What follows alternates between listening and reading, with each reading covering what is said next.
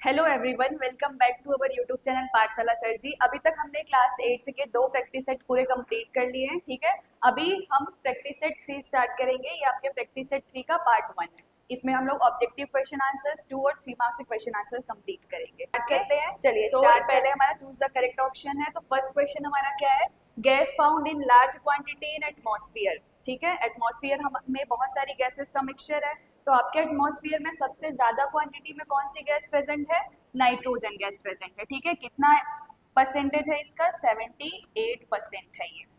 ठीक, चलिए नेक्स्ट देखते हैं। तो फर्स्ट का आपका ऑप्शन बी करेक्ट हो जाएगा। ठीक, सेकंड क्वेश्चन क्या है हमारा? Clothes of fireman are made from.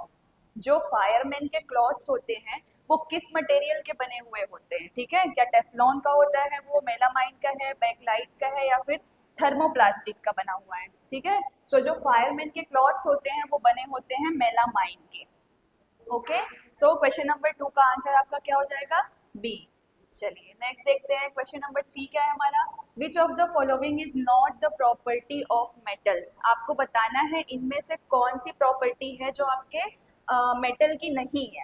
Not the property of metals. ठीक है, सो मेटल्स क्या होते हैं? उनकी डेंसिटी हाई होती है, बिल्कुल होती है। ठीक है, इलेक्ट्रिकली कंडक्टिविटी, जो इलेक्ट्रिकल कंडक्टिविटी है वो भी होती है। मेटल्स बहुत जल्दी हीट और इलेक्ट्रिसिटी को एब्जॉर्ब कर सकते हैं। ठीक है, डक्टिलिटी, मेटल्स की डक्टिलिटी होती है। डक्टिलिटी का मतलब क्या होता है कि आप उसको कितना स्ट्रेच कर सकते हैं। ठीक है, स्ट्रेच से रिलेटेड होता है हमारा डक्टिलिटी। तो मेटल्स हमारे स्ट्रेचेबल होते हैं। ठीक है, सो क्या ऑप्शन बच गया हमारा? ब्रिटलनेस। ऑप्शन सी इसका करेक्ट हो जाएगा। ठीक है, ब्रिटलनेस का मतलब क्या होता है? बहुत जल्दी ब्रेक हो जाना, बिना तोड़े मड़ोड़े आपका जो मटेरियल है वो अगर ब्रेक हो जा रहा है, ठीक है, तो उस क्वालिटी को हम क्या बोलते हैं? ब्रिटलनेस कहते हैं। सो ये हमारे मेटल की प्रॉपर्टी नहीं होती। ठीक है, ऑप्शन नंबर सी हो जाएगा करेक्ट। फोर्थ क्वेश्चन चलिए देखते हैं क्या है। Is not the product of petroleum. इनमें से कौन सा पेट्रोलियम का प्रोडक्ट नहीं है? ठीक है, सो ऑप्शन बी हो जाएगा करेक्ट, बायोडीजल। क्या होता है? पेट्रोलियम का प्रोडक्ट नहीं होता। जैसे पेट्रोल हो गया, केरोसिन है, डीजल है, ये सारे आपके पेट्रोलियम में आएंगे। ठीक, चलिए नेक्स्ट देखते हैं। क्वेश्चन नंबर 5 क्या है हमारा? Increases with the increase in frequency.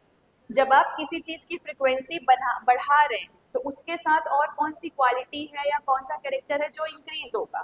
ठीक है, तो जब आप किसी भी मटेरियल का क्या करें या किसी भी चीज की फ्रीक्वेंसी बढ़ा रहे हैं तो उसके साथ साथ क्या बढ़ेगा? पिच भी बढ़ेगा।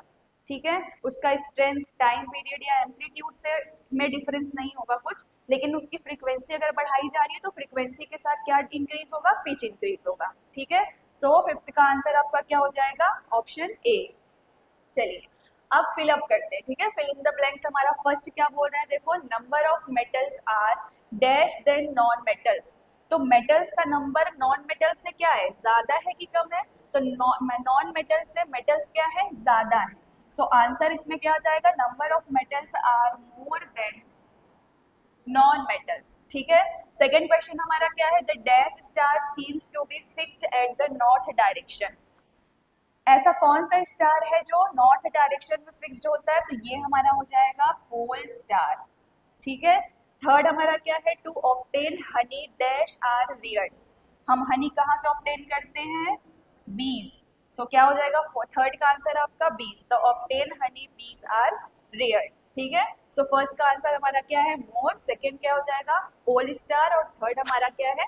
बीज। ठीक है, चलिए नेक्स्ट देखते हैं। फोर्थ क्या है फिलअप हमारा? The liquid fuel used in Holmes is. जो लिक्विड फ्यूल आपका घरों में यूज होता है वो क्या हो जाएगा? ब्यूटेन यूज करते हैं हम। ठीक है, फिफ्थ का आंसर क्या हो जाएगा? क्या है? Female anopheles mosquito bite causes the dash disease. Female anopheles के काटने से कौन सा डिसीज होता है? तो यहाँ पे आपका आंसर आ जाएगा मलेरिया। ठीक है, मलेरिया की वजह से होता, सॉरी, फीमेल एनाफिलिस मस्कीटो के काटने से कौन सा डिसीज होता है? मलेरिया होता है। ठीक है, तो आंसर 4 का आंसर क्या है हमारा? ब्यूटेन हो जाएगा। फिफ्थ का आंसर हमारा क्या हो जाएगा? मलेरिया। ठीक है, चलिए आगे क्या है हमारा? Match the following. चलिए इसको भी सॉल्व कर लेते हैं। सोलर कुकर का आंसर हमारा क्या हो जाएगा? देखो ऑप्शन, फर्स्ट हमारा डायमंड है, 20,000 वाइब्रेशन पर सेकेंड है, helpful in cell division, solar energy, ठीक है। तो सोलर कुकर हमारा क्या देगा, सोलर एनर्जी, ठीक है। तो फर्स्ट का आंसर क्या हो जाएगा करेक्ट, डी। सेकेंड क्या है हमारा, फार्मर्स फ्रेंड। फार्मर्स फ्रेंड हम किसे बोलते हैं, अर्थवॉर्म को बोलते हैं, ठीक है। सो सेकेंड हो जाएगा हमारा ई। Audible limit of human, human की ऑडिबल रेंज हमने पढ़ी हुई है 20 to 20,000 हर्ट्ज होती है, ठीक है। सो यहाँ ऑप्शन आपका आंसर क्या हो जाएगा करेक्ट, बी, ये हो जाएगा थर्ड का। फोर्थ क्या है, सेंट्रोसोम। सेंट्रोसोम क्या करता है, ये होता है हेल्पफुल इन सेल डिवीजन, ठीक है। सो हमारे सेंट्रोसोम का आंसर क्या हो जाएगा, C, helpful in cell division. Fifth क्या है, हार्डेस्ट सब्सटेंस। हार्डेस्ट सब्सटेंस क्या हो जाएगा यहाँ पे, डायमंड। फिफ्थ आंसर आपका डायमंड हो जाएगा। सो फर्स्ट हमारा सोलर कुकर क्या है, सोलर एनर्जी है। सेकेंड फार्मर्स फ्रेंड हमारा क्या है, अर्थवॉर्म है। Third Audible limit of human कितनी होती है, 20 to 20,000 हर्ट्ज या 20,000 वाइब्रेशन पर सेकेंड, ठीक है। फोर्थ है सेंट्रोसोम। सेंट्रोसोम का आंसर हमारा क्या हो जाएगा, ये हेल्पफुल होता है इन सेल डिविजन में। और फिफ्थ क्या है, हार्डेस्ट सब्सटेंस हमारा हो जाएगा डायमंड, ठीक है। चलिए अब very short answer type questions करते हैं, ठीक। 2 मार्क्स से क्वेश्चन आंसर चाहिए, तो क्वेश्चन नंबर 2 से स्टार्ट है। So what are the measures taken against prevention of tuberculosis of children. So childrens के ट्यूबरक्यूलोसिस से प्रिवेंशन के लिए आप कौन से स्टेप्स ले सकते हैं। सो ट्यूबरक्यूलोसिस से प्रिवेंशन के लिए क्या करेंगे, keep the sick person away from children. जो भी सिक पर्सन है या जिसे भी ट्यूबरक्यूलोसिस है, आपको उससे क्या रहना है, दूर रखना है, सिक पर्सन से दूर रहना है फर्स्ट। और second, give the BCG vaccine. आपको क्या लगवानी है, जो भी अगर किसी को क्या है ट्यूबरक्यूलोसिस है तो उसे आपको बीसीजी वैक्सीन लगवानी है, ठीक है। ये एक प्रिवेंशन के लिए एक वैक्सीन है जो आपके क्या करती है, ट्यूबरक्यूलोसिस के को प्रिवेंट करती है, ठीक है। चलिए नेक्स्ट देखते हैं क्वेश्चन क्या है, question number 3। Why do sportsman wear shoes with spikes, explain. अब देखिए स्पाइक्स क्या है, देखो आपको ये डायग्राम दिख रहा है, ये दिख रहे हैं, ठीक है, ये होते हैं स्पाइक्स। तो पूछा जा रहा है sportsman wear shoes with spikes, explain. तो जो भी स्पोर्ट्समैन होते हैं वो स्पाइक्स का यूज क्यों करते हैं अपने शूज में, ठीक है। तो एक बार आंसर रीड करते हैं, देखो sportsman use shoes with spikes because this type of shoes given them a better grip with while running. देखो जो भी स्पोर्ट्समैन है या जो रनिंग करते हैं वो अपने शूज में क्या करते हैं, स्पाइक्स का यूज करते हैं। ऐसा क्यों, जब आपका देखो ये 2 सरफेस हो गया, ये आपका सरफेस है और एक ये सरफेस है, इसमें स्पाइक्स लगे हुए हैं, तो इन दोनों में क्या होगा, जो सरफेस है इन दोनों में फ्रिक्शन क्या होगा आपका, इंक्रीज होगा, ठीक है। और रनिंग के समय जब आप दौड़ रहे हैं तो आपके सरफेस में, दोनों सरफेस में ग्रिप अच्छा बनेगा, इसलिए क्या करते हैं स्पोर्ट्समैन जो है और जो रनिंग कर रहे हैं वो क्या करते हैं, स्पाइक्स का यूज करते हैं अपने शूज में, ठीक है। This is because the force of friction between the shoes and the ground increases. क्या होता है, फ्रिक्शन इंक्रीज होता है, ठीक है, स्पाइक्स के यूज से। So with the help of spike. तो समझ में आया आपका कि स्पोर्ट्समैन क्यों अपने शूज में क्या करते हैं, स्पाइक्स का यूज करते हैं। पहला आपका क्या होता है, फ्रिक्शन इंक्रीज होता है, ग्रिप अच्छा बना हुआ रहता है, ठीक है। चलिए नेक्स्ट देखते हैं, क्वेश्चन नंबर 4 क्या है हमारा, why is irrigation necessary for plants. किसी प्लांट के लिए इरिगेशन क्यों जरूरी है। जैसे हमारी बॉडी के लिए वाटर नेसेसरी है, बिना वाटर के हम सरवाइव नहीं कर सकते, ठीक है। वैसे ही प्लांट्स के लिए भी वाटर बहुत ही ज़्यादा ज़रूरी होता है, क्योंकि प्लांट्स के ग्रोथ में हो गया या फिर उनके न्यूट्रिशन में हो गया, उनके खाने बनाने से लेकर हर चीज़ तक प्लांट्स को क्या करती है, क्या रहती है, वाटर की ज़रूरत होती है, ठीक है। तो इरिगेशन के थ्रू क्या करते हैं आप, इरिगेशन के थ्रू आप वाटर सप्लाई करते हैं प्लांट्स को, ठीक है। इरिगेशन को अगर आपको डिफाइन करना हो तो आप क्या बताएंगे कि इरिगेशन क्या है, तो प्लांट्स को वाटर सप्लाई करना ही तो इरिगेशन होता है, ठीक है। सो क्यों नेसेसरी है, so irrigation is necessary for plants because through water plants perform the absorption of minerals, photosynthesis and other biological functions essential for plants. So जब आप किसी भी प्लांट को क्या करते हैं, वाटर सप्लाई करते हैं, या जब इरिगेशन होता है तो वाटर के थ्रू हम प्लांट्स को क्या करते हैं, बहुत सारे मिनरल्स हो गए, आपके मैन्योर हो गए, ठीक है, जो भी फर्टिलिटी को बढ़ाने के लिए हम क्या करते हैं, जो प्लांट्स को सप्लाई करते हैं वो थ्रू वाटर करते हैं, ठीक है। उसके बाद फोटोसिंथेसिस में जब कोई भी प्लांट अपना खाना बनाता है तो फोटोसिंथेसिस में भी वो प्लांट का यूज कर वाटर का यूज करता है, ठीक है। तो इन सब चीजों के लिए क्या होता है, वाटर नेसेसरी है किसी भी प्लांट के लिए, ठीक है। इसलिए प्लांट्स में जो इरिगेशन होता है वो बहुत नेसेसरी होता है। हमने पढ़ा हुआ है ड्रिप इरिगेशन और स्प्रिंकलर इरिगेशन इससे पहले, ठीक है, जो आपकी क्या है मॉडर्न टेक्निक्स है इरिगेशन की। तो ये आपको देख के क्या पता चल रहा है, ये है हमारा ड्रिप, ठीक है, और ये क्या है हमारा स्प्रिंकलर।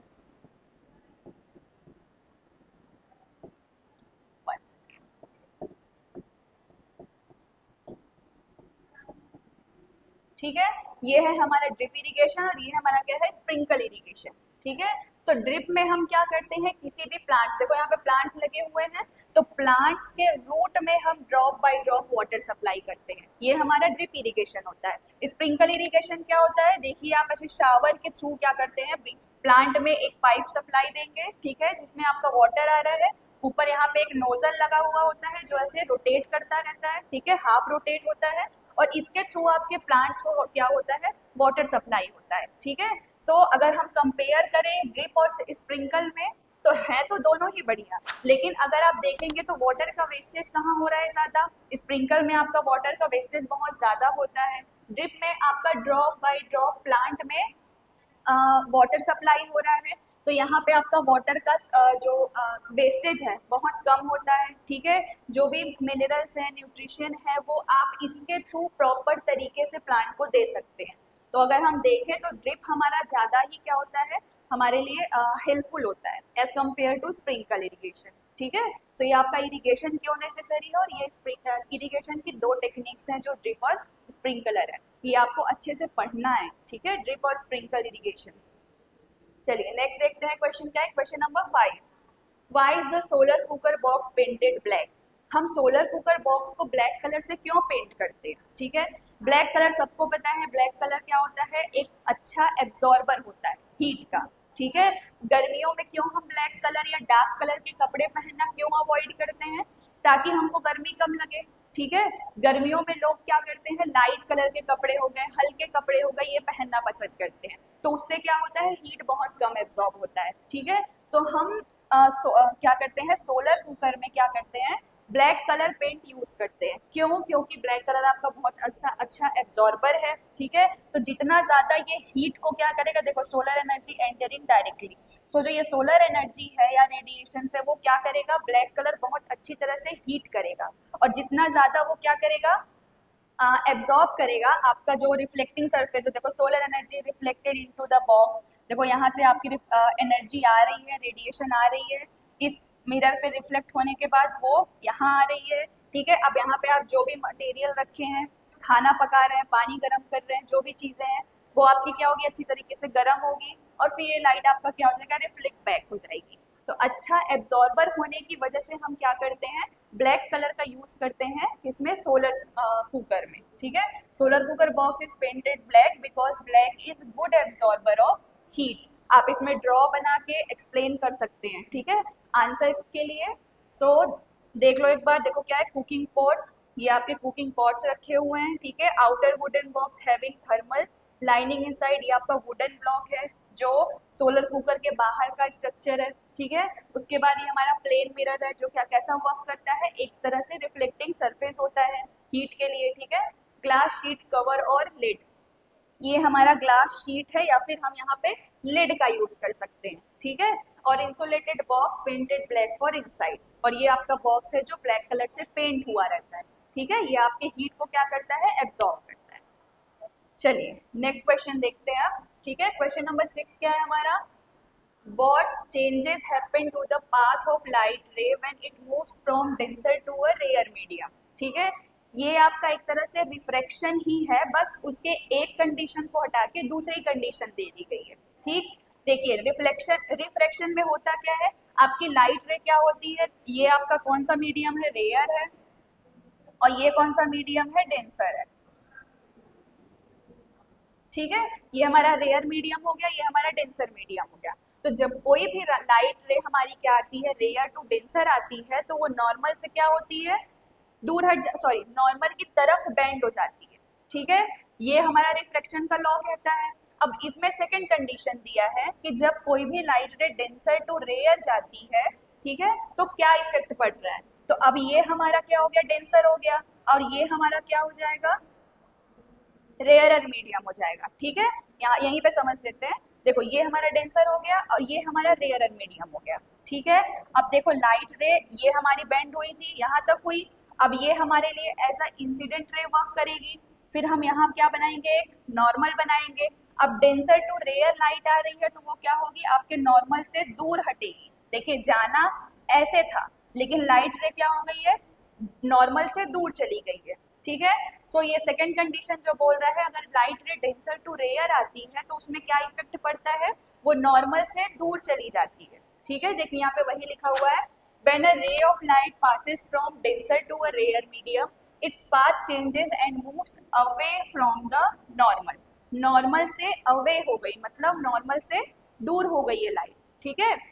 और अगर आपसे पूछ लिया जाए, अगर लाइट रे रेयर टू डेंसर आती है तो क्या इफेक्ट पड़ता है, तो अगर रेयर टू डेंसर की बात करें तो लाइट रे क्या होती है, नॉर्मल की तरफ बेंड होती है, ठीक है। तो ये दो चीजें आपको ध्यान रखनी है, रेयर टू डेंसर आ रहे हो तो नॉर्मल की तरफ बेंड होगी लाइट, और अगर डेंसर टू रेयर जा रहे हो तो नॉर्मल से अवे होगी लाइट या दूर होगी लाइट, ठीक है।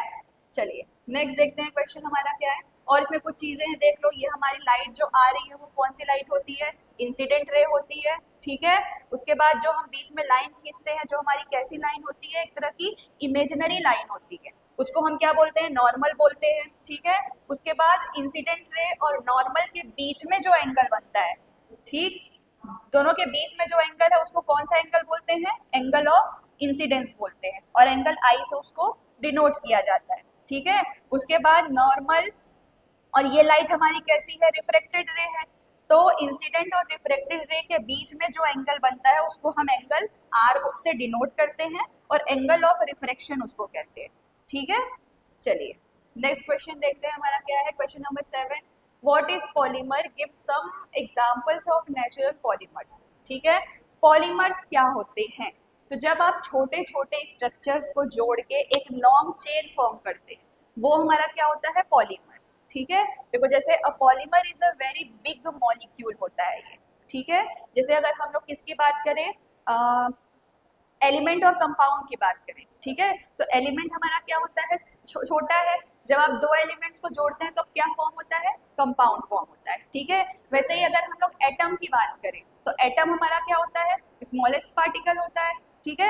एटम को जोड़ते हैं तब क्या बनता है, हमारा मॉलिक्यूल बनता है, ठीक है। सो वैसे ही अ पॉलीमर इज क्या होता है, वेरी बिग मॉलिक्यूल होता है, फॉर्म्ड बाय, ये बना कैसे है, combination of a large number of small molecules. Small molecules को जोड़ जोड़ कर हमने क्या बनाया है, एक बिग मॉलिक्यूल बनाया है, जिसे हम क्या कहते हैं, पॉलीमर कहते हैं, ठीक है। इस स्मॉल मॉलिक्यूल को क्या कहते हैं, कॉल्ड मोनोमर्स कहा जाता है, ठीक है।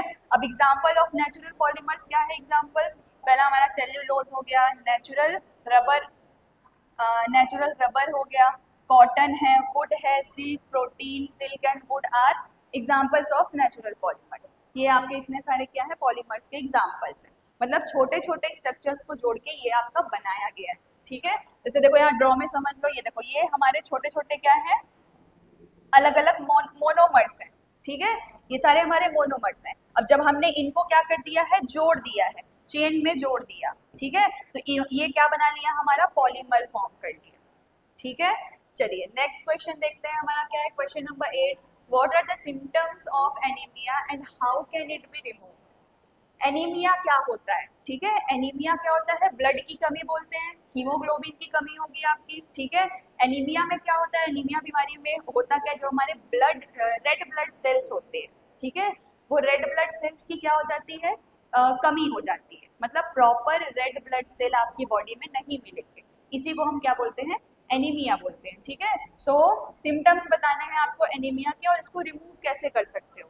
तो एनीमिया के सिम्टम्स क्या है, when anaemia cures diseased person skin becomes pale and looks white. अगर किसी को एनीमिया है तो आप कैसे पहचान सकते हो, उसके सिम्टम्स क्या क्या है, उनका वो लुक्स कैसे वाइट, उनका जो स्किन है वो वाइट दिखने लगेगा, टंग बिकम्स शाइनी एंड स्मूथ, जो टंग है उनका क्या होगा, शाइनी और स्मूथ दिखेगा। Inner part of eyes, nails and gums become colourless, जो आई है, नेल है, ये सब क्या हो जाएंगे, कलरलेस हो जाएंगे, ठीक है। The diseased becomes weak and gets very tired on doing even little labour, मतलब कुछ हल्का काम करने में भी, अगर किसी को एनीमिया है तो वो अगर कुछ थोड़ा सा भी काम करे, कुछ हल्का भी काम करे, तो उसको क्या होगा, बहुत जल्दी वो वीक, मतलब थकान उसको बहुत जल्दी हो जाएगी, ठीक है। और वो बहुत ही वो पर्सन क्या होगा, बहुत ही ज्यादा वीक होगा, ठीक है। अब आप इसको प्रिवेंट कैसे कर सकते हैं, so the disease can be rectified by taking green leafy vegetables, आपको हरी सब्जियां खानी है, ठीक है। अगर किसी को क्या है, एनीमिया है, तो उसको हरी सब्जियां खानी चाहिए, जैगरी हो गया, टमेरिंड हो गया, ठीक है, बीट रूट है, बाजरा, mutton, egg and fish in food as this have large amount of iron in them, इनमें क्या होता है, लार्ज अमाउंट में आयरन होता है, ठीक है। तो ये सारे आपकी क्या करते हैं, एनीमिया को कम कर सकते हैं, ठीक है। तो ये हम प्रिवेंट करने के लिए ये सारी चीजें यूज कर सकते हैं, ठीक। चलिए नेक्स्ट क्वेश्चन देखते हैं, हमारा क्या है, question number 9, explain through an activity that magnesium is more reactive than iron, आपको एक एक्टिविटी करनी है और उसमें एक्सप्लेन करना है कि जो हमारा मैग्नीशियम है ये आयरन से क्या है, ज्यादा रिएक्टिव है, ठीक है। मैग्नीशियम ये हो गया और आयरन हमारा Fe हो गया, ठीक है। सो आपको बताना है कि मैग्नीशियम ज्यादा रिएक्टिव है आयरन से, ठीक है। तो देखो क्या है, more reactive metal displaces are less reactive metals from the solution of its salt, देखो जो मोर रिएक्टिव मेटल्स होते हैं वो करते क्या है, जब आप किसी सोल्यूशन, कोई सोल्यूशन ले रहे हो और उसमें मोर रिएक्टिव मेटल्स भी है और लेस रिएक्टिव मेटल्स भी हैं, तो क्या करेंगे, जो मोर रिएक्टिव मेटल्स होते हैं वो लेस रिएक्टिव मेटल्स को क्या करते हैं, डिस्प्लेस कर देते हैं, ठीक है। जैसे एग्जांपल से समझते हैं, देखो when magnesium metal ribbon is dipped into ferrous sulphate, ठीक है, आपने FeSO4 फेरस सल्फेट का सोल्यूशन लिया है, उसमें क्या करोगे आप, मैग्नीशियम की एक रिबन को डिप कर रहे हो, ठीक है। सो इट डिस्प्लेसेस आयरन, तो ये क्या करता है, देखो FeSO4 हमने लिया है, ठीक है, इसमें हम क्या कर रहे हैं, एक मैग्नीशियम को डिप कर रहे हैं Mg को, तो इसमें क्या होता है, जो हमारा मैग्नीशियम है ये क्या करेगा, आयरन को क्या कर देगा, डिस्प्लेस कर देगा, मतलब आयरन को हटा के ये क्या बन जाएगा, MgSO4, आयरन रिमूव हो गया यहाँ से, ठीक है। Displaces iron and magnesium takes its place, this proves that magnesium metal is more reactive than iron metal, ठीक है। तो यहाँ पे क्या होगा, मैग्नीशियम आएगा, मैग्नीशियम किसे, आयरन को क्या कर देगा, डिस्प्लेस कर देगा, तो आपको MgSO4 मिल रहा है। और अभी हमने पढ़ा जो मोर रिएक्टिव मेटल्स होते हैं वो लेस रिएक्टिव मेटल को क्या करते हैं, डिस्प्लेस कर देते हैं, ठीक है। तो यहाँ पे किसने किसको डिस्प्लेस किया है, मैग्नीशियम ने आयरन को क्या कर दिया, डिस्प्लेस कर दिया। तो अब हम पहचान सकते हैं इन दोनों में कौन सा मोर रिएक्टिव है, कौन सा लेस रिएक्टिव है। तो यहाँ पे मैग्नीशियम क्या हो जाएगा, मोर रिएक्टिव हो जाएगा,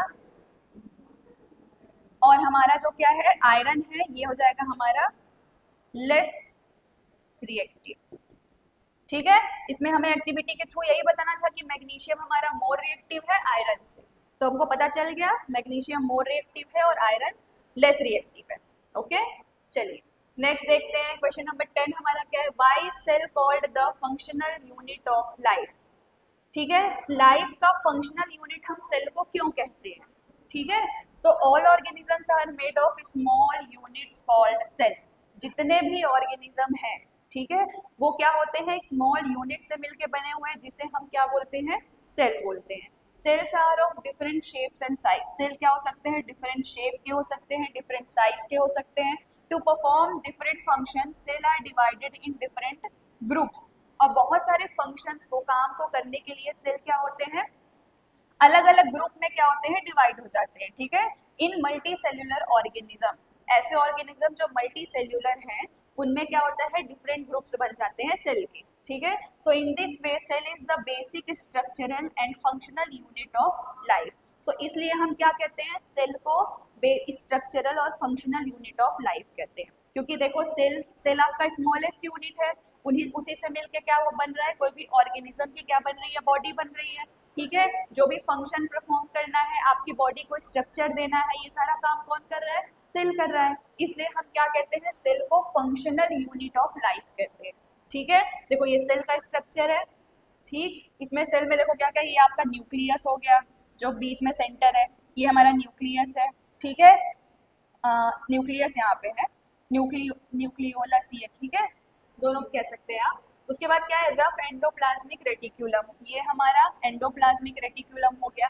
आपको सेल का डायग्राम भी बनाने के लिए बोला जाता है। ठीक है, तो इसमें आपको सारे पार्ट्स अलग अलग देखिए समझ में आ रहे हैं, तो यहाँ से आप बना सकते हैं। ये हमारा एंडोप्लाज्मिक रेटिकुलम हो गया, न्यूक्लियस हो गया। ठीक है, ये क्या है हमारा, ये जो थ्रेड लाइक स्ट्रक्चर दिख रहा है, हम बोलते हैं ना थ्रेड लाइक स्ट्रक्चर, यहाँ पे इसको हम क्या कहते हैं, क्रोमेटीन कहते हैं। ठीक है, ये हमारा उसके बाद देखो और क्या है, ये हमारे वैक्यूल्स हैं। ठीक है, ये क्या है हमारा, यहाँ जो लिक्विड होता है ये हमारा हो गया साइटोप्लाज्म। ठीक है, ये क्या है, सेंट्रोसोम है। उसके बाद क्या है, माइक्रोट्यूबुली है ये।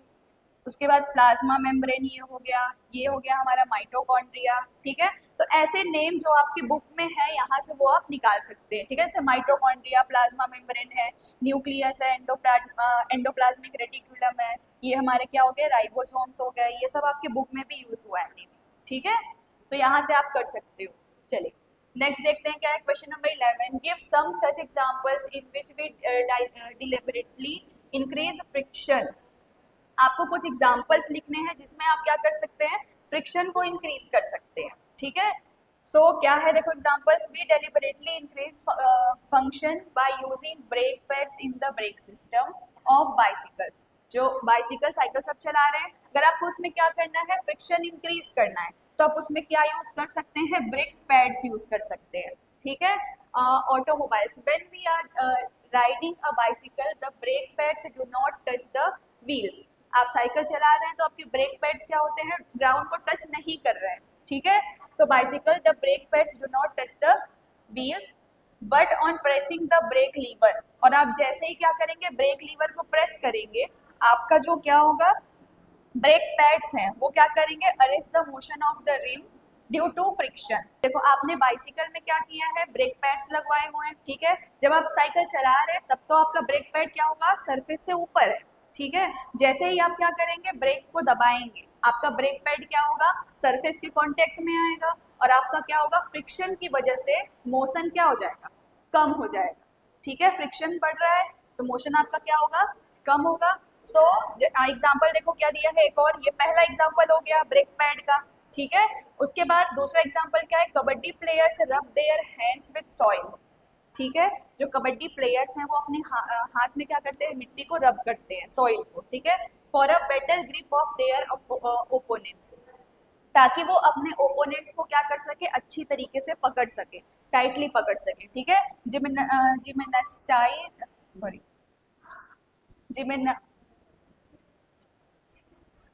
उसके बाद देखो क्या है, जिमेनेसाइड्स है, for the better gripping apply some force substance on their hands to increase friction.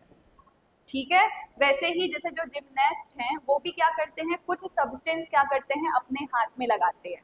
ठीक है, क्या क्या, किसके लिए, फ्रिक्शन इंक्रीज करने के लिए। ठीक है, जिससे उनका ग्रिप अच्छा बने, उनका गेम अच्छा रहे। चलिए नेक्स्ट देखते हैं, क्वेश्चन नंबर 12 हमारा क्या है, what is meant by mall nutrition, how can it be recovered. ठीक है, माल न्यूट्रिशन क्या होता है, इससे आप क्या समझते हैं, और आप इससे कैसे रिकवर हो सकते हैं। ठीक है, so when a person does not gate sufficient food, mall nutrition का मतलब क्या है, कमी हो रही है किसी चीज की। ठीक है, तो जब आपको सफिशिएंट फूड नहीं मिल रहा है, टू ईट और gets food without all the required nutritions, then the person body becomes week.